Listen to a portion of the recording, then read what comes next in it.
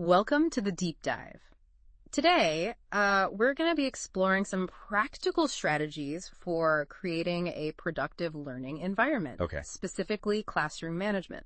Right. So think of this as like a crash course in setting up your classroom for success. Mm-hmm. Whether you're like prepping for your first teaching gig or looking to like refine your current approach or just fascinated by like effective learning environments in general. Sure. Our source material promises a magic wand for classroom success routines and procedures. Oh, okay. So we're going to be defining those and then diving into visualizing your ideal classroom layout and then exploring specific techniques for bringing it all to life. Okay. What do you say we get started? Let's dive in. First things first, the source really emphasizes the difference between routines and procedures. For someone who's never heard these terms in a pedagogical context. Yeah. Can you break down the distinction? Absolutely. Yeah. It's a subtle but important difference. Think of routines as like the overarching classroom culture. Okay. The ground rules that apply to almost any situation, like respect for others or active listening. Mm-hmm. Procedures, on the other hand, are the step-by-step instructions Okay. for specific activities. Right. So these could be things like how to line up for lunch, the process for turning in assignments, Okay. or even like what to do if you need to sharpen your pencil Yeah. during independent work time. Okay, I'm starting to see the difference. Yeah. So routines are like the constitution of the classroom, No. while procedures are the operational bylaws, how things actually get done on a daily basis. That's a great way to put it. awesome. And our source stresses how crucial it is to define both routines and procedures early in the year. Mm-hmm. That foundation sets the stage for a smoother, more productive learning experience for everyone. For sure. The source also talks about the power of visualization when creating these routines, even going so far as to suggest mapping out your ideal classroom, right? Why is it helpful to mentally walk through this space like that? It's a fascinating concept, isn't it? Yeah, it is. By visualizing the flow of students, the placement of furniture, and how various activities will unfold in the space, you can actually anticipate potential problems before they arise and proactively streamline your procedures. I see. The source even poses some specific questions to guide this process. Okay. Where will students do independent work? How will they transition between activities? Right. Especially if you're incorporating different learning stations or group work. Yeah. What should students do if they encounter a problem? Let's say their Chromebook isn't working. Right. Or they need to use the restroom. Okay. Thinking through these scenarios beforehand helps you create procedures that minimize disruption and confusion later on. I imagine that kind of foresight saves a lot of headaches down the road. Yep. The source gives a really interesting example of an 8-step station rotation plan. Going into great detail about how each step unfolds. Yes. Even hand signals are incorporated to guide the transitions. Right. That level of pre-planning might seem excessive at first, Yeah. but it ultimately creates a system that's practically foolproof. For seasoned teachers, this might be a chance to revisit existing routines. Yeah. See if any steps could be streamlined or clarified. Right. And for newer teachers, it's a fantastic model for how detailed and structured these procedures can be. Yeah, 8 steps might sound like a lot, but when you break it down, it makes sense. It's about removing any ambiguity or guesswork for students so they know exactly what to do and when to do it. That kind of clarity must be a game changer in terms of minimizing disruptions. Yeah. Did you find any research supporting the effectiveness of this detailed approach? There's a growing body of research that links predictable routines to reduce student anxiety Okay. and increased focus. That makes sense. When students feel secure in their environment and know what to expect, it frees up cognitive space for them to actually engage in learning. Yeah. We often talk about reducing teacher burnout, Right. but predictable routines can also have a significant impact on student stress levels, which is just as important. That makes perfect sense. If a student is constantly worried about what's coming next or unsure of how to navigate the classroom, it's going to be that much harder for them to concentrate on the actual content. Yeah. And on the flip side, if the teacher is constantly redirecting behavior or dealing with disruptions, it takes away from valuable instruction time and can lead to that feeling of overwhelm. Right. So creating clear procedures really benefits everyone involved. Precisely.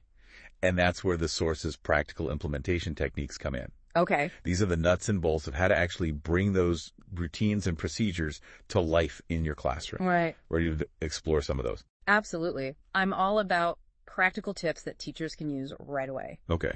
What are some of the most engaging techniques that stood out to you?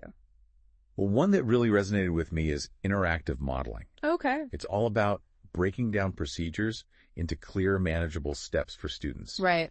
Using a show, explain, model, discuss approach. Okay. It's not just about telling them what to do. Right. It's about demonstrating it, explaining the rationale, and then giving them a chance to practice and ask questions.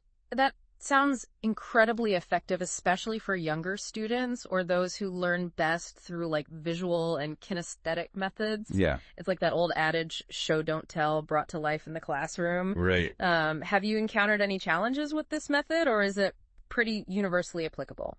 It's a very adaptable technique. Okay. But like anything, it's important to tailor it to your specific students. Right. So for instance, with older students or those who are already familiar with a procedure, you might skip the show part and go straight to explaining any nuances or adjustments. Gotcha.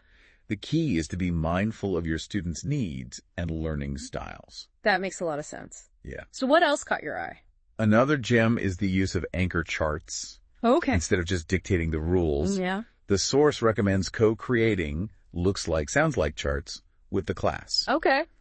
So this not only clarifies expectations, but also gives students a sense of ownership over the classroom routines. Okay. They're not just following rules imposed on them. Right. They're actively participating in shaping the learning environment. That's such a powerful idea, making students active agents in creating the classroom culture. Yeah. It reminds me of research on restorative practices and how involving students in conflict resolution can lead to greater accountability and a stronger sense of community. Right. Do you see any parallels there? Absolutely. Yeah. It's all about fostering a sense of shared responsibility and empowering students to be active participants in their own learning journey. Yeah.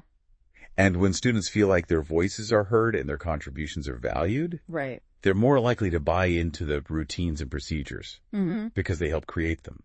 I can definitely see that connection. Yeah. Now, the source also mentions flowcharts as a tool for empowering students. Can you elaborate on how those are helpful?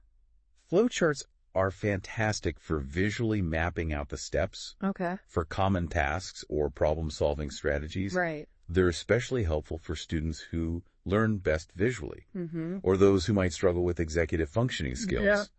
By providing a concrete step-by-step guide. Right. Flowcharts can make tasks that might otherwise feel overwhelming seem much more manageable. Yeah. So let's say a student is having trouble logging into their Chromebook. Okay. Instead of immediately calling for help, they can refer to the flowchart posted in the classroom, which might guide them through checking their internet connection, making sure caps lock is off, or even reminding them to double-check their username and password. So it's about fostering that independence and helping students develop those problem-solving skills, which will serve them well beyond the classroom, too. Exactly. What other techniques did the source highlight? One that I know many teachers have found success with is using hand signals for basic needs, like using the restroom or getting a tissue. Right. It might seem like a small thing, but think about how much instructional time is lost when students have to interrupt the flow of the lesson to ask permission for these simple things. Hand signals provide a nonverbal way for students to communicate their needs without disrupting the entire class. I remember using hand signals in my own elementary school classroom, and it really did help to minimize distractions and keep things moving smoothly. Right. There's a lot to be said for those nonverbal cues. And speaking of communication, the source also emphasizes the importance of equipping students with sentence stems for classroom discussions. These provide a framework for articulating thoughts and ideas, especially for those who might be hesitant to participate otherwise. Right. So sentence stems like, I agree with blank because, or I'd like to add, that can help students structure their responses and ensure that everyone has an opportunity to contribute. Absolutely. That's a brilliant strategy for scaffolding those communication skills. Yeah. Particularly for students who might need a little extra support. Right. It reminds me of the concept of academic language. providing students with the specific vocabulary and sentence structures they need to effectively engage in academic discourse. Yeah. I imagine that's particularly important in content areas like science and social studies, where the language can be quite complex. You're spot on. Yeah. By providing those linguistic tools, we're not just facilitating communication. We're also helping students develop the academic language proficiency they need to succeed in all subject areas. For sure. And finally, the source talks about the value of establishing class contracts, which can be a powerful tool for building community and accountability. Okay, I'm intrigued. Tell me more about these class contracts. How do they work in practice? It's a collaborative process where the teacher and students work together to establish shared agreements for classroom behavior.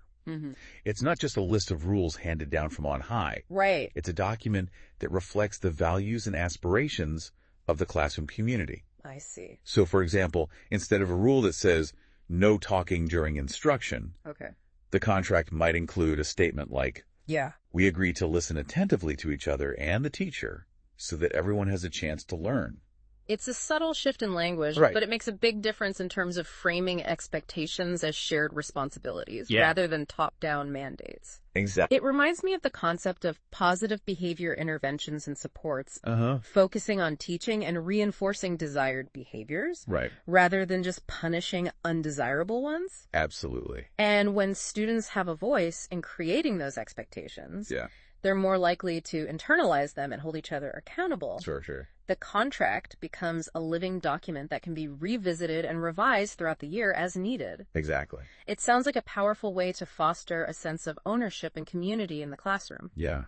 So we've covered a lot of ground today, from defining routines and procedures to visualizing the ideal classroom and exploring a whole toolkit of implementation techniques. Right. It's clear that routines and procedures are the foundation of an effective learning environment. But I'm curious, is there anything else in the source material that particularly resonated with you?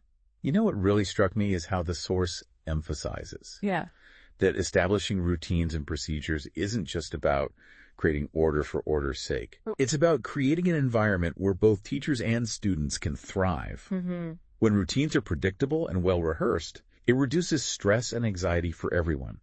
Teachers can focus on teaching. And students can focus on learning. It frees up mental bandwidth for what really matters. I imagine that has a ripple effect on everything from student engagement to academic achievement. Absolutely. Research has shown that well-managed classrooms where routines and procedures are clear and consistent tend to have higher levels of student engagement, fewer behavioral problems, and ultimately greater academic success. It's like those routines and procedures become the invisible scaffolding that supports the entire learning structure. Yes. They're not always noticeable, but they're essential for everything to run smoothly. Absolutely. Speaking of running smoothly, our time is just about up, but before we go, I want to leave our listeners with something to ponder. Okay.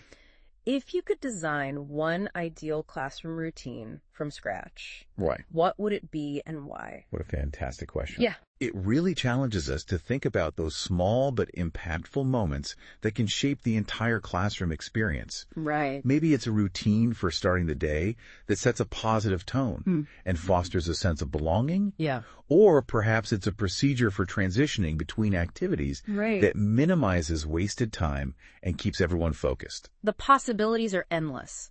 And that's what makes this work so exciting. Right. We have the power to design learning environments that are not only effective, but also joyful and engaging. Exactly.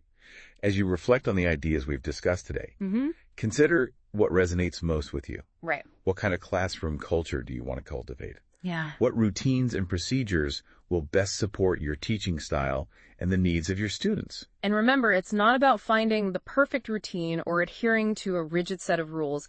It's about finding what works best for you and your students and being willing to adapt and evolve as needed. So, dear listener, as you embark on your own classroom management journey, we encourage you to embrace those moments of creativity and innovation, because ultimately it's the passion and intention we bring to our classrooms that truly make the magic happen. Until next time, keep diving deep.